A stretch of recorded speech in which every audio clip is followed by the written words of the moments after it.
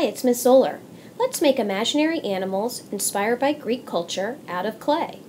First, we'll take a round ball of clay and roll it until it becomes a coil shape. That's just like a snake shape. Remember, keep it thick so that the coil does not break or get too long. Next, we're going to squeeze gently with our OK symbol to show where the head and the body connect. There is the OK symbol. Now that you've squeezed gently where the head and body are, we're going to make what we call a cross cut from the neck all the way down to the body. Don't cut too hard.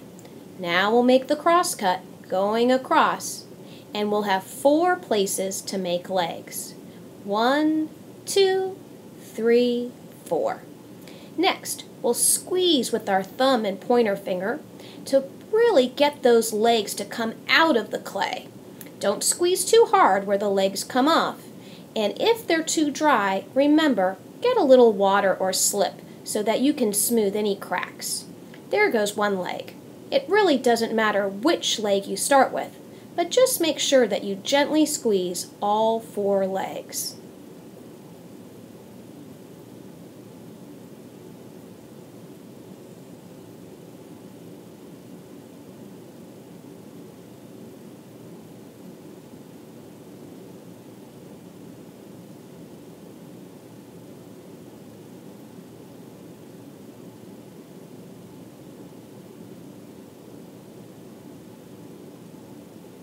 Keep smoothing the clay until you get it just right. Sometimes, if my legs are too long, I just push on the end of the clay to make the leg a little shorter and wider.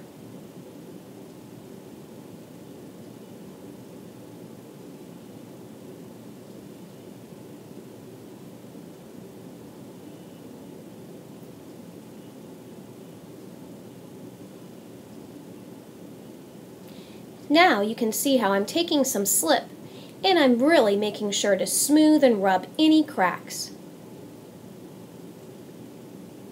I'm even giving the belly a little bit of a rub, or where the legs are in between. Let's turn the clay animal over now. You can see its 4 legs, the neck, and the head.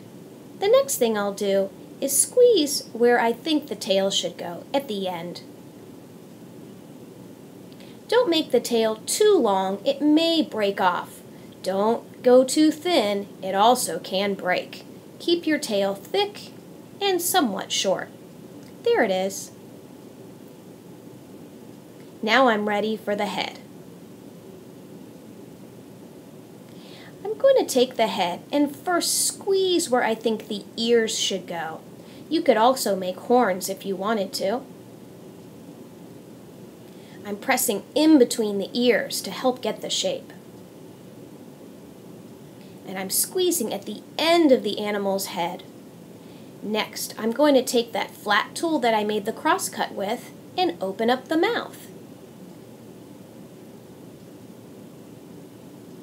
Now I'm going to twist with my pencil to make 2 eye shapes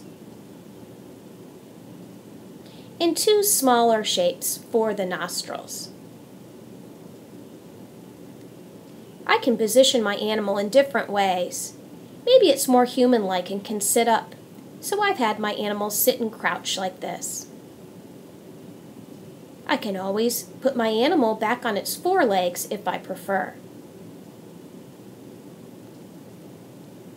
I'm going to open up the mouth just a little bit more by squeezing the tool in there. And I'm just putting my final touches on my animal's ears, positioning its head, and now I'm going to take my pencil to draw texture lines for my animal's hair.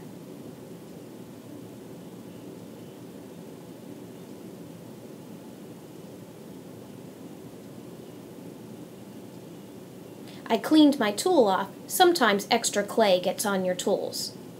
There we go. The texture's complete, and now my animal has what looks like hair or fur. This can be done with scales or even feathers if you wish.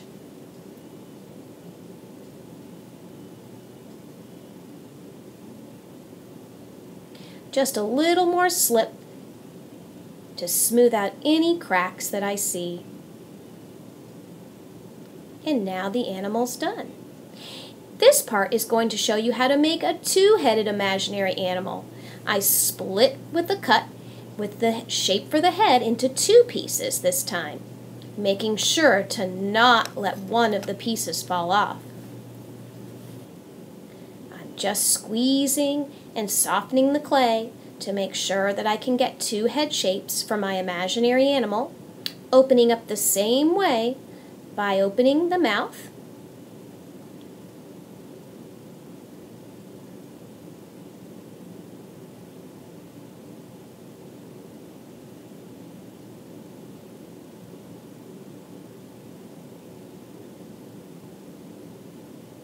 and using the small pencil for eye shapes and again nostrils for my animals.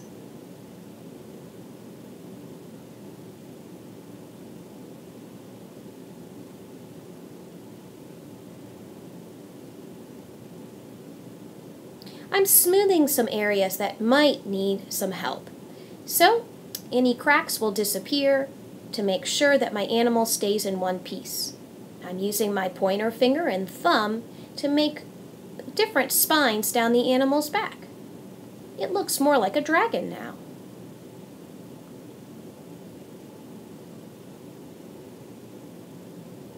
Notice how I'm holding the head up with my fingers to support it. This time I'm going to make one small horn on each animal head by giving a little pinch and twist.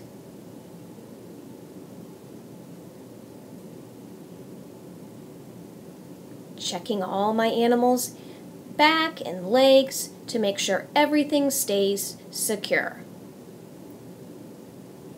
Smoothing with slip. Checking to see if I have the mouth just right